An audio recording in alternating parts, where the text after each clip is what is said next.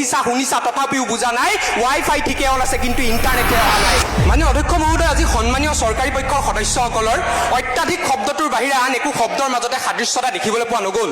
মানে অধ্যক্ষ মহোদয় আজি সদনত উত্থাপন কৰা বিধেয়কখনৰ অত্যাধিক শব্দটো এইভাৱে উল্লেখ কৰা হৈছে কিয়নো কল্যাণমূলক আঁচনিৰ মূল লক্ষ্যই হৈছে দীৰ্ঘম্যাদী উন্নয়ন সাধন কৰা অৰ্থাৎ মাননীয় অধ্যক্ষ মহোদয় কল্যাণমূলক আঁচনিয়ে পৰ্যায়ক্ৰমে কোনো এটা সমস্যাৰ সমাধান কৰে আৰু এই পৰ্যায়ক্ৰমে সমাধান কৰা অৰ্থাৎ দীৰ্ঘ উন্নয়নৰ দীৰ্ঘম্যাদী সময়ৰ ধাৰণাটো বুজাবৰ কাৰণেহে আজি সদনত অত্যাধিক শব্দটো ব্যৱহাৰ কৰা হৈছে মাননীয় অধ্যক্ষ মহোদয় ইয়াৰ উপৰিও আজি সন্মানীয় চৰকাৰী পক্ষৰ এগৰাকী সদস্যই অত্যাধিক কল্যাণমূলক আঁচনি আৰু হিতাধিকাৰী আঁচনিৰ মাজত এটা সম্পৰ্ক থকা বুলি কৈ থৈ গ'ল আন এগৰাকী সদস্যই আকৌ কৈ থৈ গ'ল যে কল্যাণমূলক আঁচনি আৰু হিতাধিকাৰী আঁচনিৰ মাজত আকাশ পাতালৰ পাৰ্থক্য আছে অৰ্থাৎ তেওঁলোক নিজেই স্পষ্ট নহয় যে কল্যাণমূলক আঁচনি কোনখন আৰু হিতাধিকাৰী আঁচনি কোনখন তেনে এটা প্ৰেক্ষাপটত তেওঁলোকক উদ্দেশ্যি ক'বলৈ পালে ভাল পাম যে দেখিছা শুনিছা তথাপিও বুজা নাই ৱাইফাই ঠিকে অন আছে কিন্তু ইণ্টাৰনেটে অহা নাই নমস্কাৰ মাননীয় অধ্যক্ষ মহোদয় আৰু মহামান্য সদন মাননীয় অধ্যক্ষ মহোদয় আজি সন্মানীয় চৰকাৰী পক্ষৰ এগৰাকী সদস্যই উন্নয়নৰ সম্পূৰ্ণ ধাৰণাটোক কেৱল মাত্ৰ পৰম্পৰাগত উন্নয়নৰ ধাৰণা এটাৰ মাজতে সীমাবদ্ধ কৰি ৰাখিবলৈ চেষ্টা কৰিলে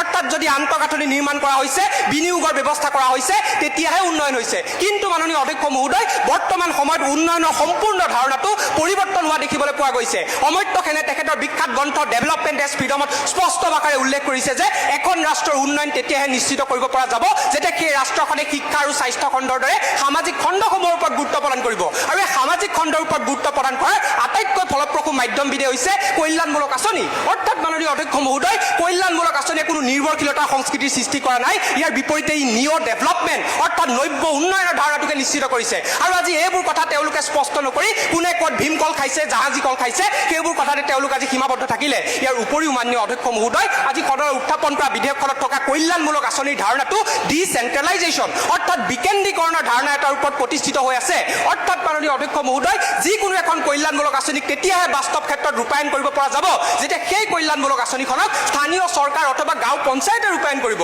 অৰ্থাৎ মাননীয় অধ্যক্ষ মহোদয় কল্যাণমূলক আঁচনিৰে বিকেন্দ্ৰীকৰণৰ যি ধাৰণা এই ধাৰণাটোৱে নিশ্চিত কৰে গণতান্ত্ৰিক প্ৰমূল্যবোধৰ ধাৰণাটোক ইয়াৰ উপৰিও মাননীয় অধ্যক্ষ মহোদয় আজি সন্মানীয় চৰকাৰী পক্ষৰ প্ৰত্যেকগৰাকী সদস্যই সম্পূৰ্ণ নিৰ্ভৰশীলতা সংস্কৃতিৰ ধাৰণাটোক কেৱল মাত্ৰ অৰ্থনৈতিক ক্ষেত্ৰ এখনৰ ভিতৰতে সীমাবদ্ধ কৰি ৰাখিবলৈ চেষ্টা কৰিলে অৰ্থাৎ এগৰাকী ব্যক্তি যদি নিৰ্ভৰশীল হৈছে তেন্তে তেওঁ টকাৰ বাবেই নিৰ্ভৰশীল হৈছে কিন্তু মাননীয় অধ্যক্ষ মহোদয় তেওঁলোকে আজি স্পষ্ট কৰাৰ প্ৰয়োজনীয়তা আছিলে পুৰুষতান্ত্ৰিক সমাজ ব্যৱস্থাৰ ফলস্বৰূপে যে এগৰাকী মহিলা যে পুৰুষৰ ওপৰত নিৰ্ভৰশীল হৈ আহিব লগা হৈছে যাৰ ফলস্বৰূপে যি নিৰ্ভৰশীলতা সংস্কৃতিৰ সৃষ্টি হৈছে সেই নিৰ্ভৰশীলতা সংস্কৃতিৰ সৃষ্টিৰ ক্ষেত্ৰত কল্যাণমূলক আঁচনিৰ দুখ কোনখিনিত